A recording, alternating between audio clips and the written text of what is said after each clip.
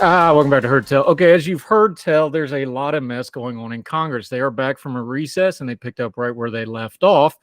Does feel like things have maybe changed just a little bit. Let's go to our man inside Washington. He's the Washington bureau chief, senior correspondent for The Independent, does all kinds of great things. Has also wrote one book on autism, writing a second one. I don't know how he has the time to do so, but we sure do appreciate him. Eric Garcia, how are you, sir? Doing all right. How you doing? Hanging in there, buddy. It feels like there's been a shift the last 2-3 weeks. You tell me. I felt like when we left Congress before the recess, they passed all the aid bills. They went through with pretty heavy majority, pretty bipartisan support. The cranky caucus, the toddler caucus, whatever you want to call them, they kind of got put to the side, and everybody's just like, no, we're doing this. You stand over there and scream in the corner. We've come back this week, and it seems like that theme has continued. Does it feel like there's been a bit of a shift? Not that everybody loves Mike Johnson as speaker, but, you know, at least like, okay, we're just done with the drama of it. He's going to be speaker for a while. Let's at least try to do something here. Yeah, absolutely. There has been that feeling. I think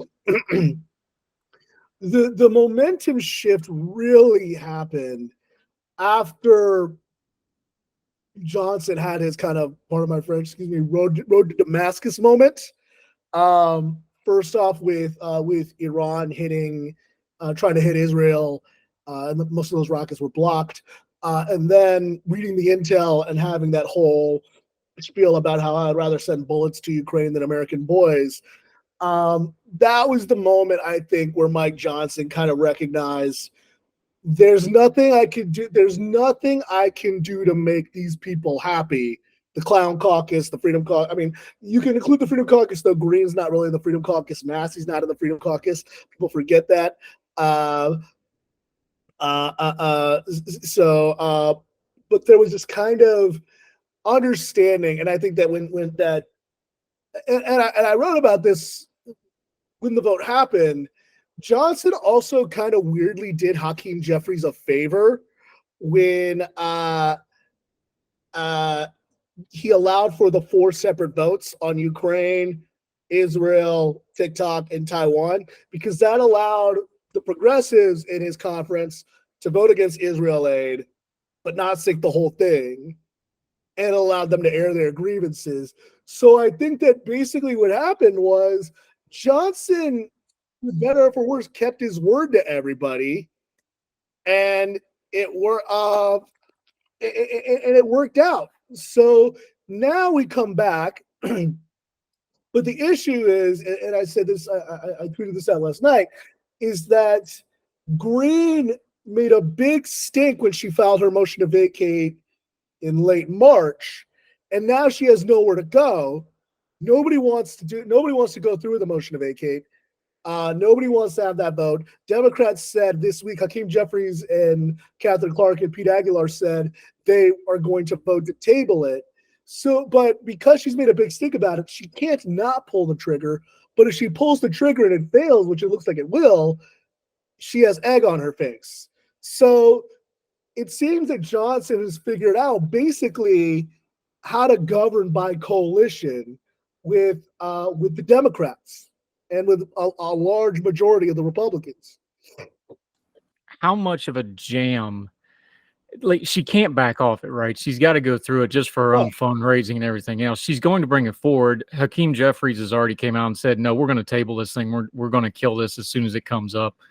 You know, there's certain factions that will blame Mike Johnson for that, but it does feel like most people are just like, we want this to go away and we don't want to deal with it. And she's just trapped into it. And all this has done is put her in the corner. I know Macy came out and had that ridiculous presser with her. She just doesn't seem to be getting it. We had that great photo. I don't know who took the picture. I'd give him credit for it, where the entire press corps is all around Marjorie Taylor Greene on the steps, and you literally had Miss USA standing at the top of the steps, looking down, smiling and laughing at the whole thing. Yes. I was like, what a perfect picture of what's going on. This is all attention-seeking stuff, but it feels like Congress has finally kind of been like, okay, this is all attention-seeking stuff, and it's going to hurt all of us, and there's an election in a couple months. It feels like she's really marginalized now.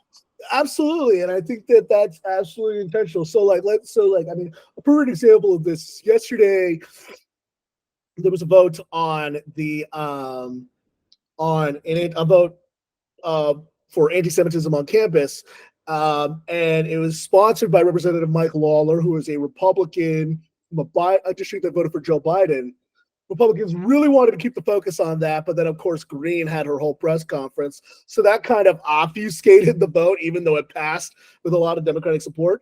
But there really is a lot of, there is a feeling of exasperation with Greene and with Massey and Gosar, where it's really just kind of like enough. And I think it's important to recognize, and I can't believe I'm actually going to say this, given how mean I was to him when he was speaker.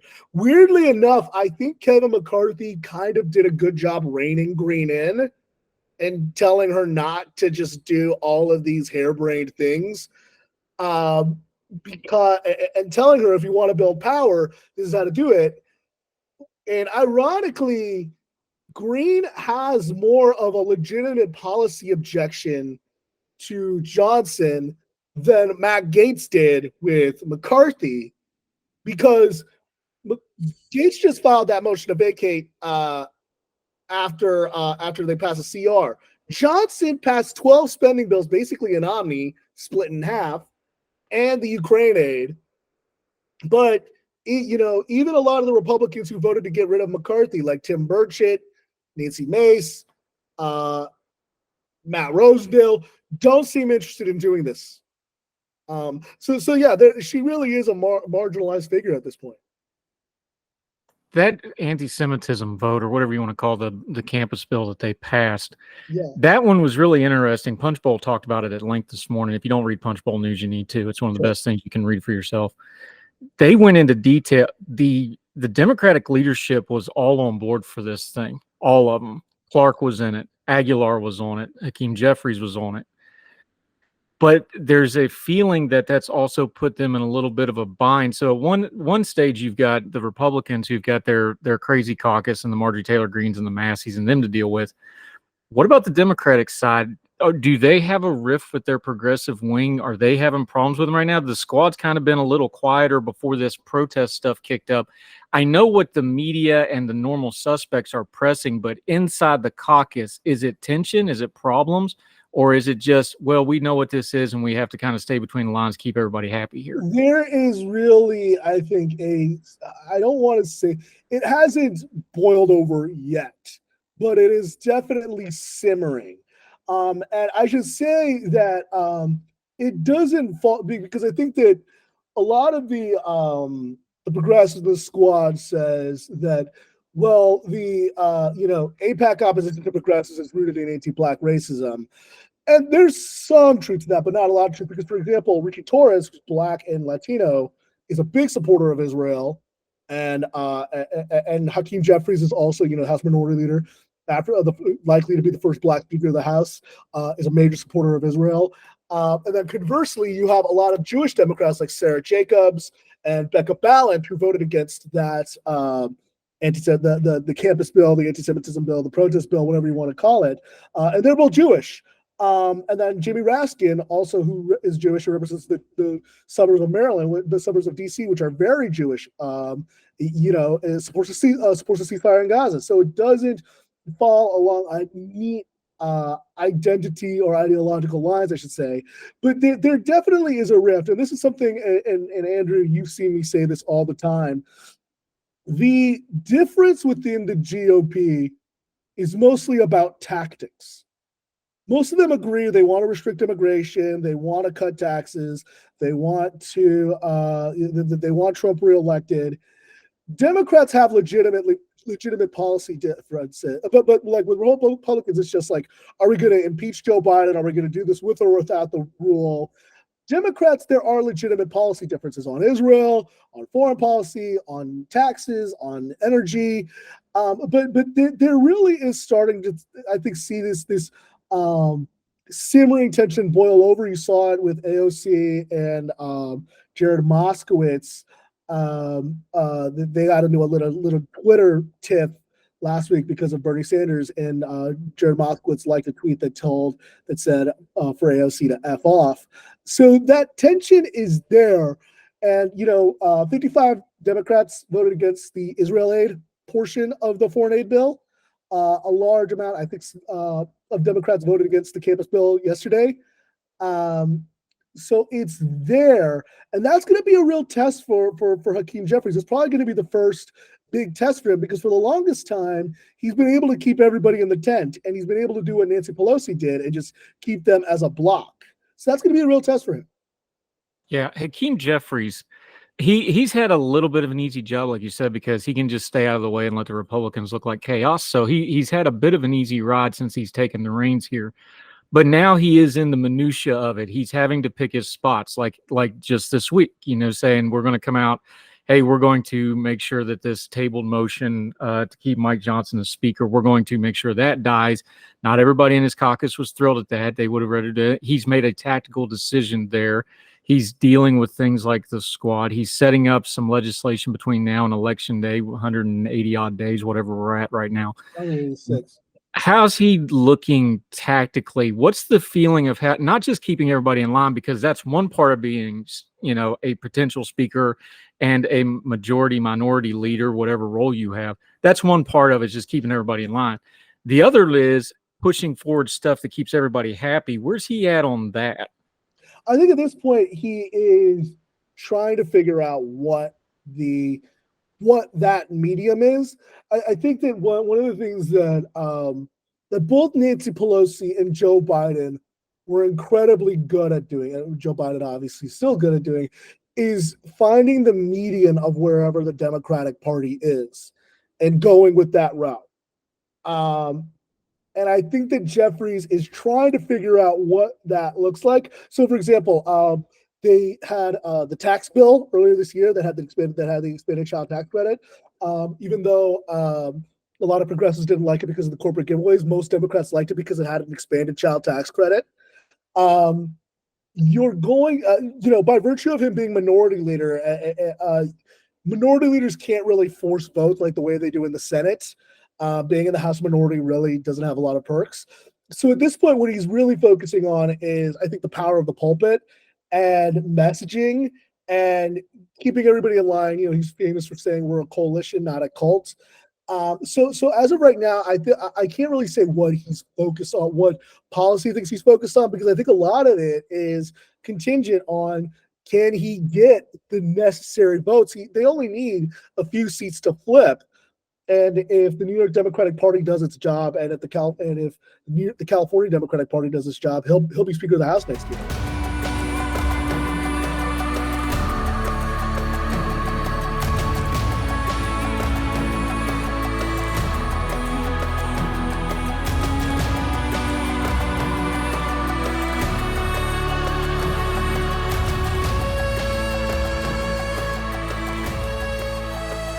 Is that the sentiment? Eric Garcia joining us.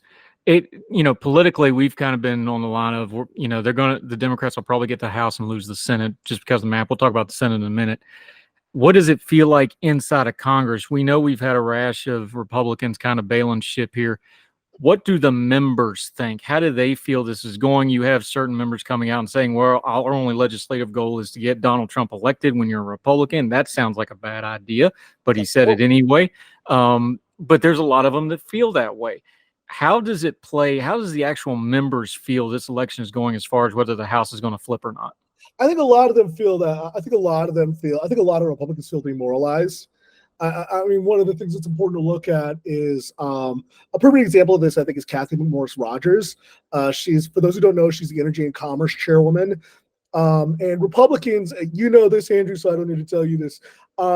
Republicans cap the amount of years that you could be a chair to 4 years. McMorris Rodgers helped usher through the bill to ban TikTok through unanimous support. She was former conference chairwoman. She had, if she wanted to, another 2 years as chairwoman or ranking member, and she bailed. In the same way, you saw Kay Granger, Republican from Texas, who's appropriations chairwoman, announced that she was not seeking re-election, and as soon as the 12 spending bills were done, she said, okay, I'm done as appropriations chair. And now she's like, okay, that's Tom Cole's job. There really is a feeling of heading for the exits, and I think a lot of it is there are still a lot of hard feelings from October. And there are a lot of hard feelings. There's a feeling of, if you see members of the majority party heading for the exits, that usually is an indicator that they feel they're going to lose. And also, I think it's important to see not just the number of people who are leaving, but the types of people who are leaving. So Patrick McHenry, the man who was Speaker pro tempore, chairman of the House Financial Services Committee, so therefore very close with Wall Street, is saying adios. We saw Mike Gallagher, the chairman of the China committee, the China subcommittee, say, "I'm done. I don't want anything to do with this." Even cranky old Ken Buck said, "I've had enough of this."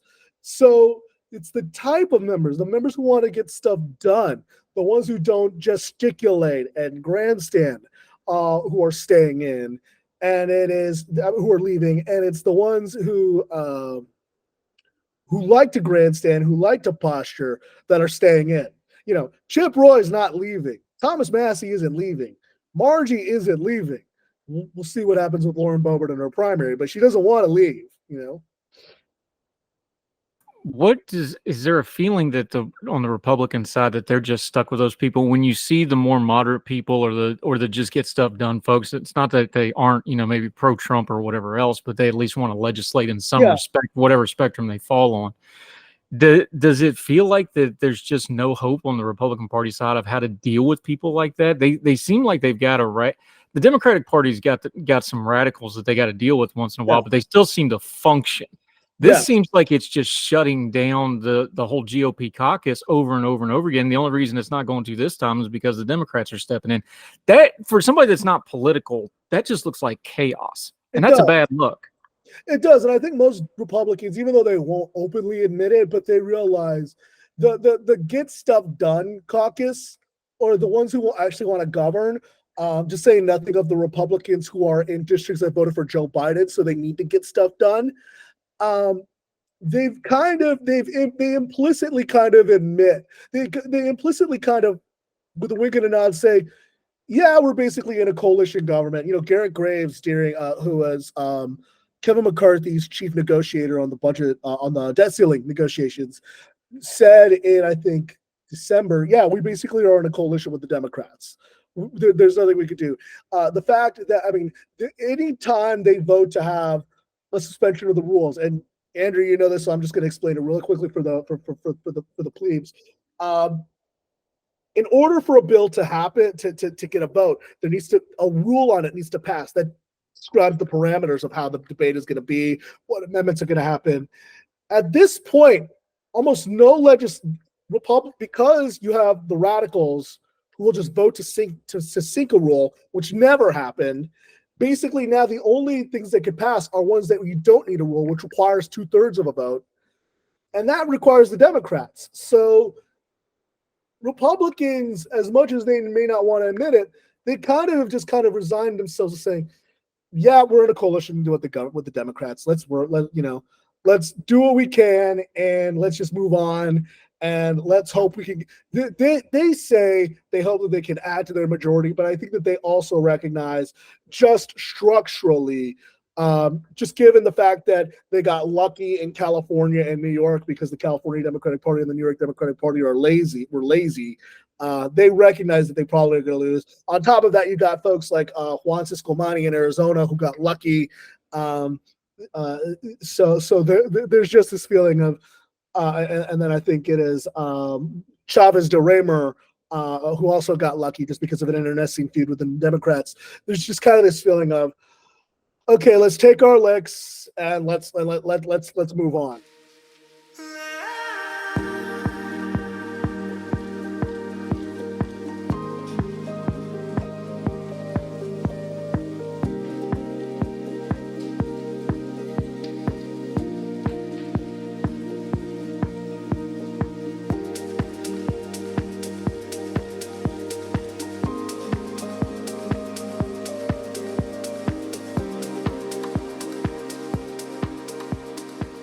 Eric Garcia joining us. Let's talk the Senate real quick.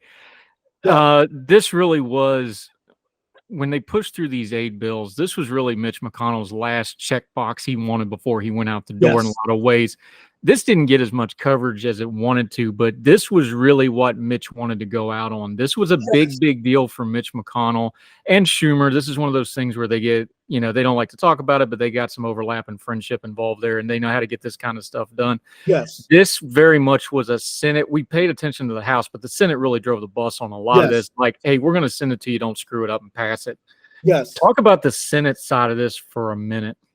Yes, absolutely. So I think that it's important to recognize, I mean, even before, when there was the border negotiations where like they were going to try to add restrictions to immigration in exchange for Ukraine aid, McConnell was the one who dispatched Senator James Lankford, who is the conservative senator, Republican senator from Oklahoma, to do the negotiations.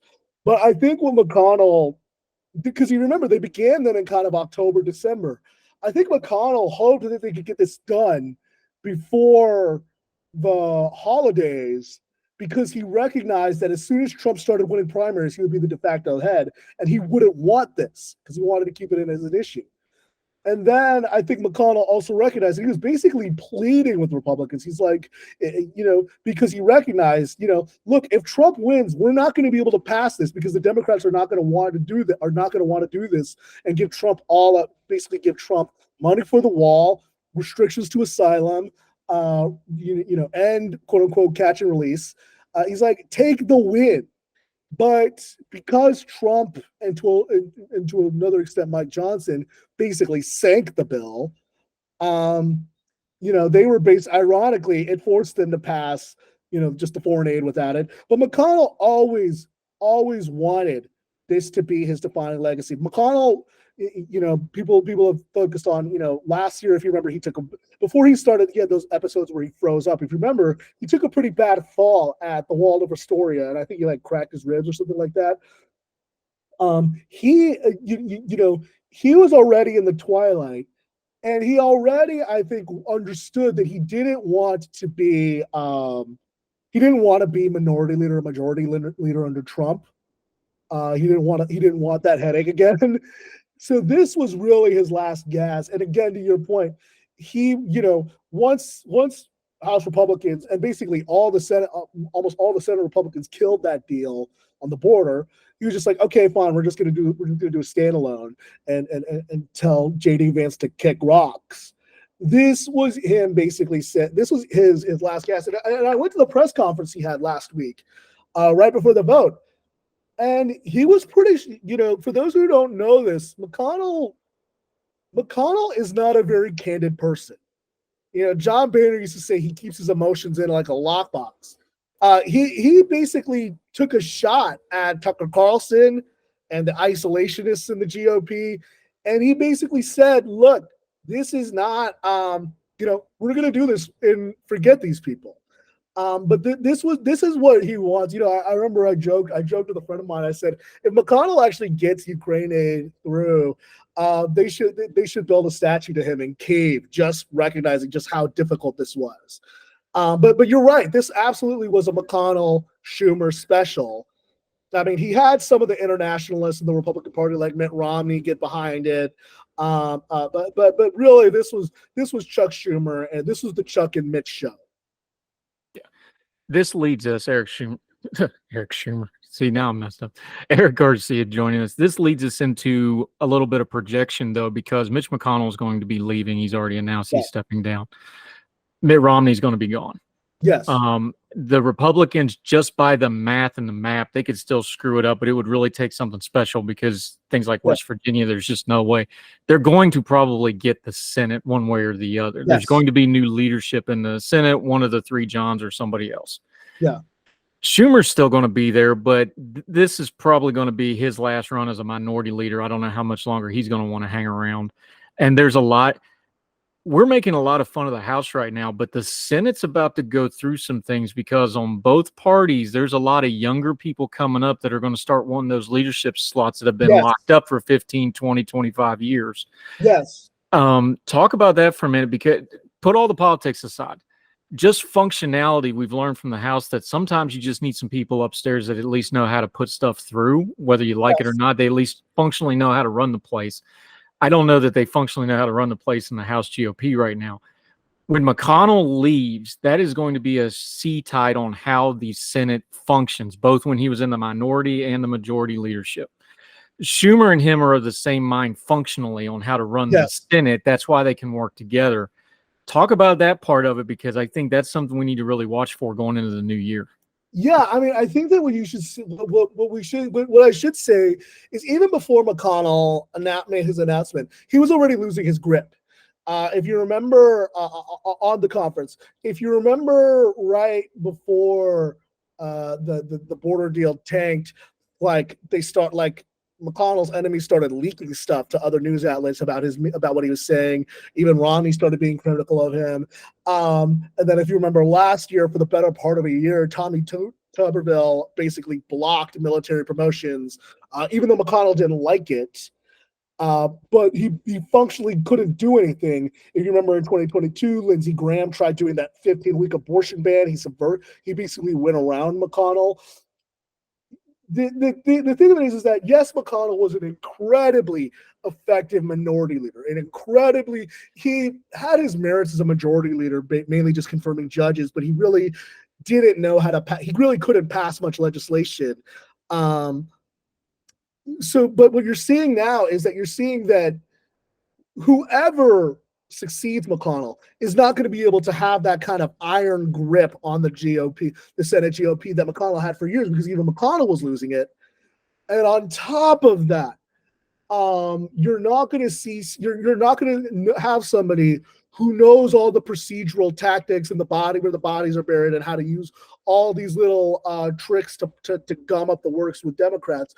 So as of right now, John Barrasso of Wyoming has said he's going to run for whip. So that takes Barrasso out of it. But that basically leaves John Cornyn, senator from Texas, Republican senator from Texas, and John Thune, who was whip for many years, and John Thune, who's the current whip. Both of these guys, I should say, Thune was a congressman for a long time. He knocked off a Senate majority leader in Tom Daschle. He's very much a very staid guy. John Cornyn has a lot more money behind him, the Texas oil money, and he knows how to do procedure. He's on Judiciary Committee. He passed the gun bill with Kyrsten Sinema and Chris Murphy. These two guys, I mean, he very much was a Bush Republican in Texas when there still were Bush Republicans. They still kind of know how to govern. The question is how they're going to do this without having the training wheels with Mitch McConnell, and if they're going to be able to control your Josh Hawleys, your J.D. Vances, your Tommy Tubervilles, your John Kennedys, with the same kind of acuity that Mitch McConnell had. I don't think they're going to be able to do that, because now there are so many right-wing media outlets. They could tweet about it. They could go on Newsmax. They could go on OAN. They could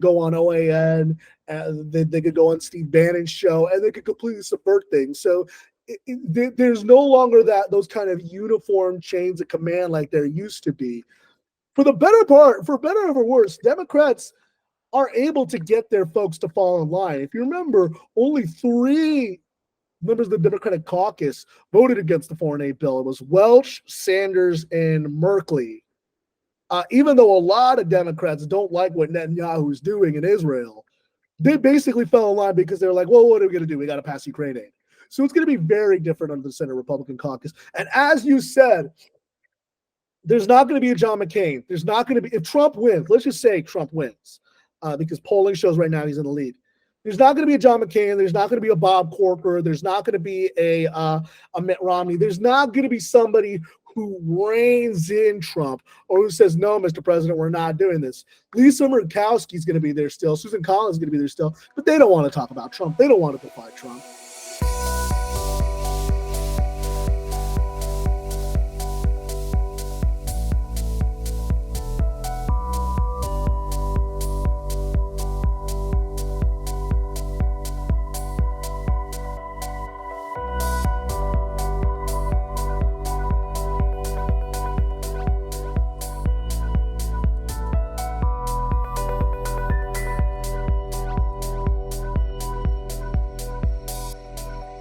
Now, Eric Garcia joining us.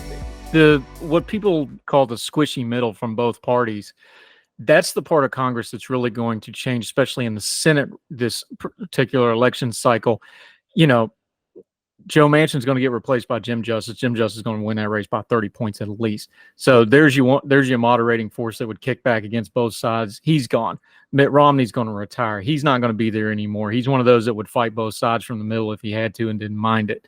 Sinema's going to be gone. Kind of a wild card aspect. She's gone now.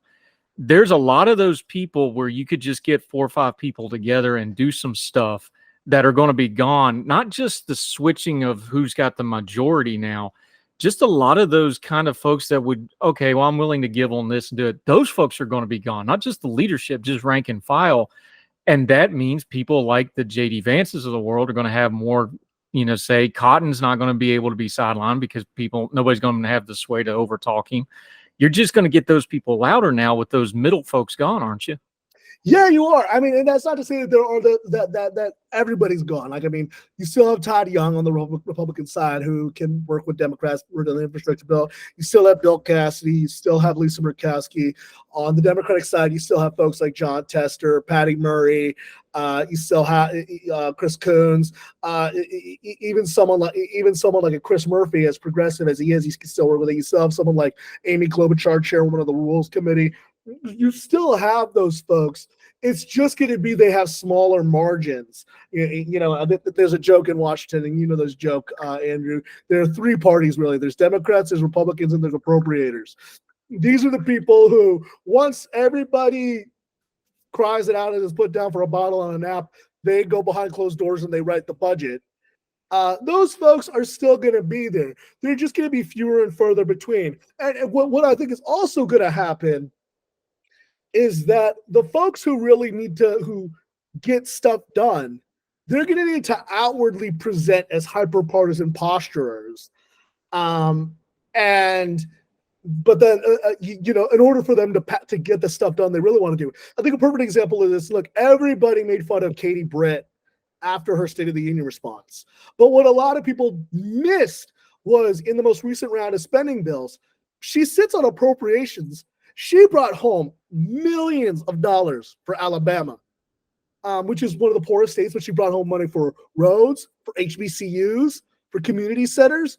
So what you're going to see now is more and more the people who want to get stuff done are no longer going to be able to campaign or posture themselves as folks who, quote unquote, get stuff done. They're going to have to be hyper-partisan in order to pass this, they'll do their grandstanding and things on the floor, and then they'll wrestle over the budget.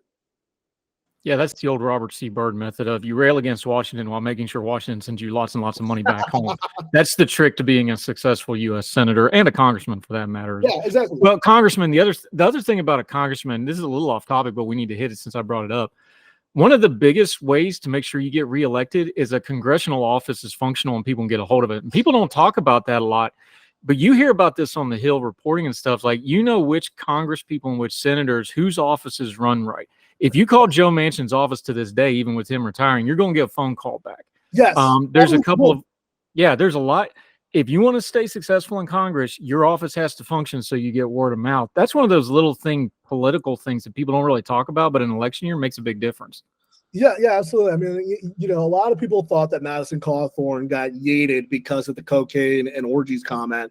Really what happened, and this, is that he abandoned his old district and tried to run in a different district. He closed his old offices so that a lot of people in Western North Carolina, which, as is a very poor part of the state, couldn't get their VA claims handled, couldn't get their Social Security checks handled, couldn't get an expedited passport. Whereas, I joke, I all the time that I'm like, look, say what you will about Sheila Jackson Lee and about how much she abuses her staff.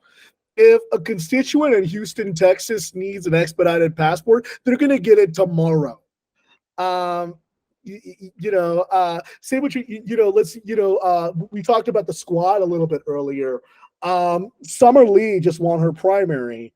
And what was interesting is that as much as people wanted to make it about Israel, her staff told me, basically, we won this because we did casework. With pipes, with lead pipes, with getting money back, with bringing back money in the spending bills. with VA claims. That was how she won. Conversely, another person, say what you will, what you're seeing now with Lauren Boebert, our friend over in Colorado. One of the big challenges and one of the reasons why she's in trouble is the reason why she bounced from her old district is that her old district didn't like her. They thought she was focused too much on Washington and getting on national TV in between going to go see Beetlejuice. And the other, it was, now she's going to another district where she, I had to say it. And the other is now she's in a completely different district where she has no ties, where she has no connections. Whereas, say what you will, you talked about Joe Manchin.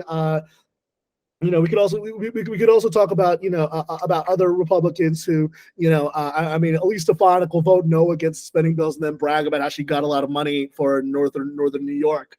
The folks who get reelected, Democrat and Republican, are the ones who take the case calls, are the ones who get, help the blue hairs get their Social Security checks, are the ones who help, who make sure that, kids' education claims or Pell Grants are handled. Say what you will about AOC. The reason why she's going to win her primary overwhelmingly is if you call her office in the Bronx, you're going to get a phone, you're going to get a call back. Another reason why, so that's what's going to happen. Yeah, Eric Garcia joining us. Okay, we talked about margins in the House. Let's say the Senate does go Republican, which just mathematically and geography is what's really driving this. It's not even political. What's the functional difference between 51 seats and 53 or 54? Because you have some people's like, well, that's not going to be a big deal. But then you've had a couple of the senators come out lately and say, no, that's a huge difference between 51 and 54. Functionally, what's really at stake here in these seats? Because it could be 50-51. It could be 54-55 on the outside if a couple things break a certain way. What's the difference in that number, though? I cannot stress how big it is. So let's say, for example, Joe Biden wins re-election. The Democrats keep the House and Republicans get the Senate. Let's say there's 53, 54 seats. Let's say Ohio, Montana, and Wisconsin flip, or Nevada flips, or Maryland flips, which is entirely possible. That means it's all that much more difficult for Joe Biden to get judicial confirmations or cabinet officials to get confirmed. That makes it much harder. That allows Republicans in the Senate to play hardball with Democrats on the budget and force Biden's hand on some spending cuts. Biden, for better or for worse, has even though Republicans control the House, because of the tight margin in the House, he's basically rolled the Republicans on a lot of stuff. He hasn't had to give any major policy concessions. A Republican Senate could block a Democratic budget from the House. And then conversely, what happens, we were talking about earlier with whoever succeeds Mitch McConnell. If you've got a few, because a lot of these folks who are running in these Senate races, particularly in Ohio, particularly in Montana, are very MAGA. And they could also conversely gum things up for a Republican majority and, make Mitch McConnell's life hell, or make John Thune or John Cornyn's life hell. And then let's not even dismiss the fact that let's talk about if Trump is president, which is very likely, incredibly likely for her to believe the polls right now.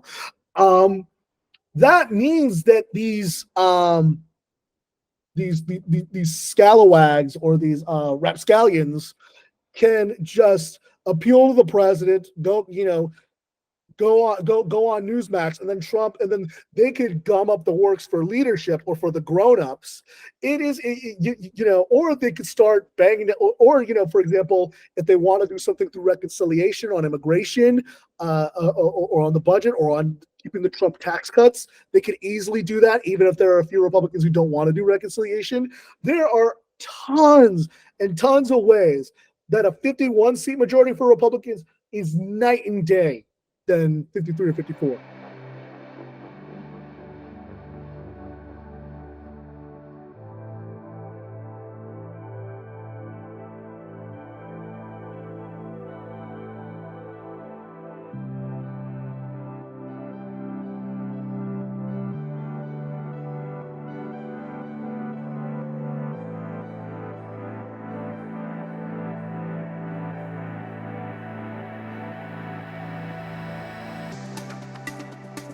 Yeah, Eric Garcia. I want to end this by kind of going back to where we started. It's an election year.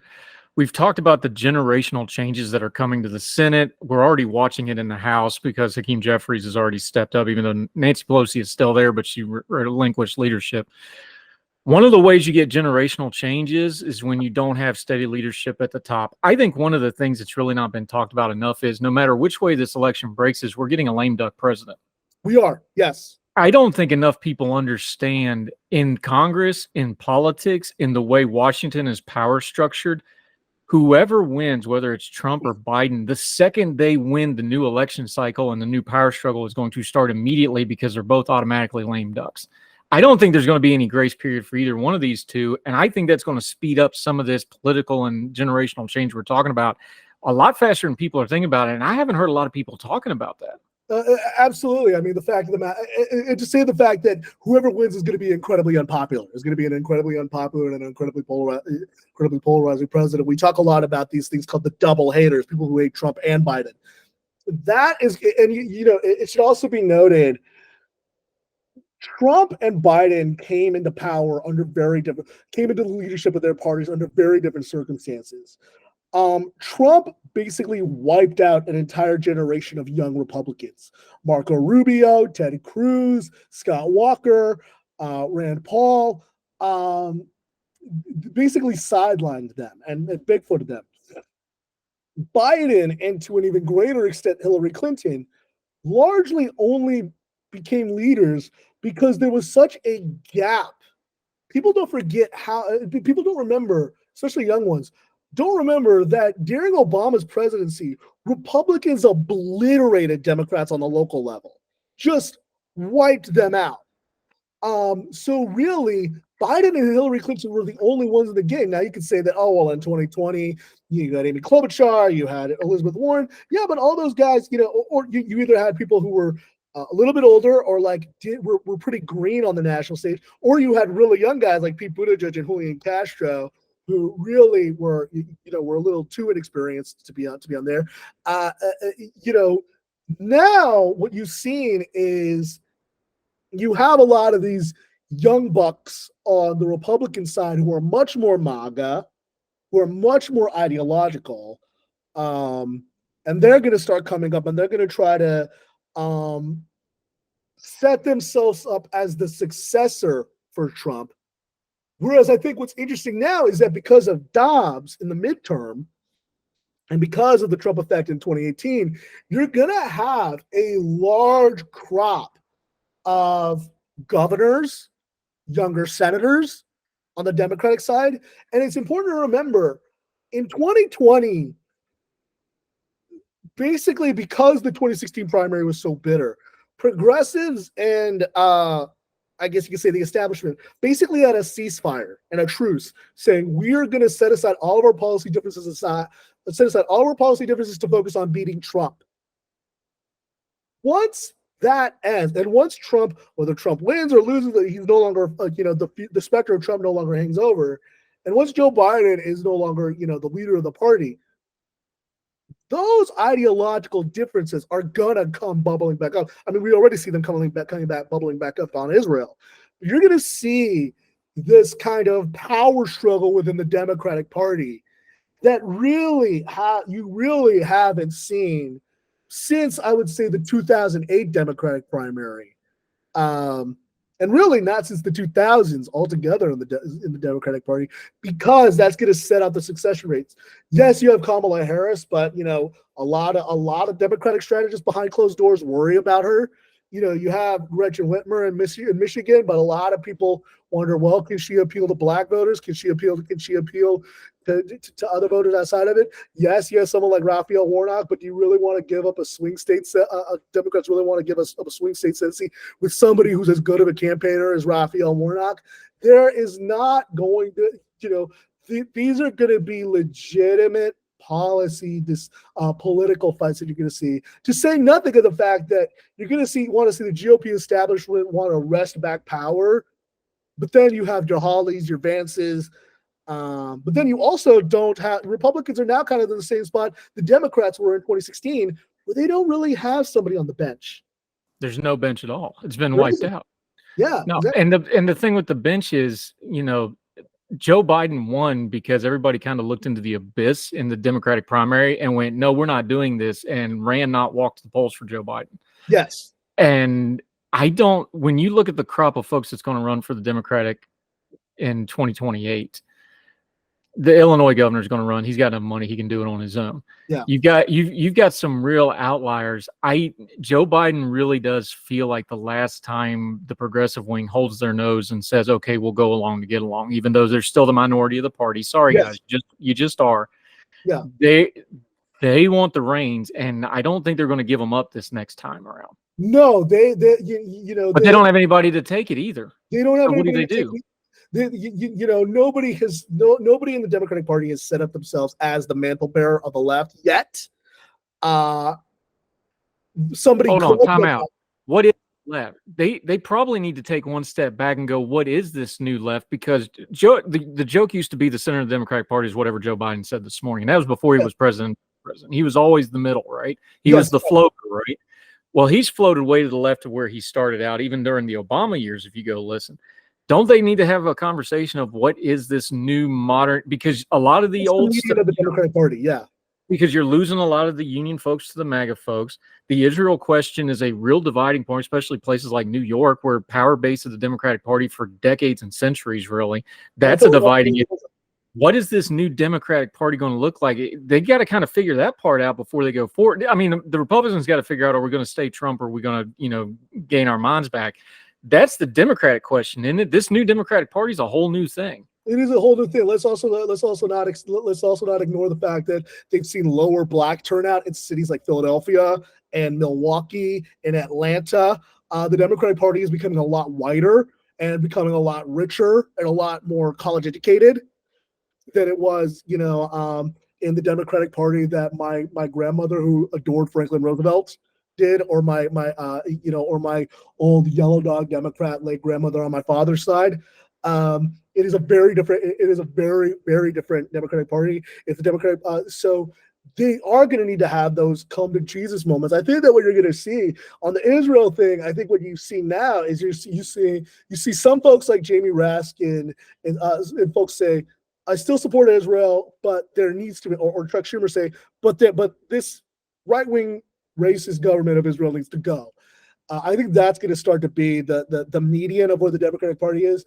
On economics, it's going to be, I think you've seen really, even Joe Manchin supports taxing the hell out of millionaires. When it comes to you see Democrats almost universally in support of abortion rights now. Guns, they're still kind of divided on assault weapons versus background, but almost all of them support background checks. It's really good. They're going to have these really serious discussions.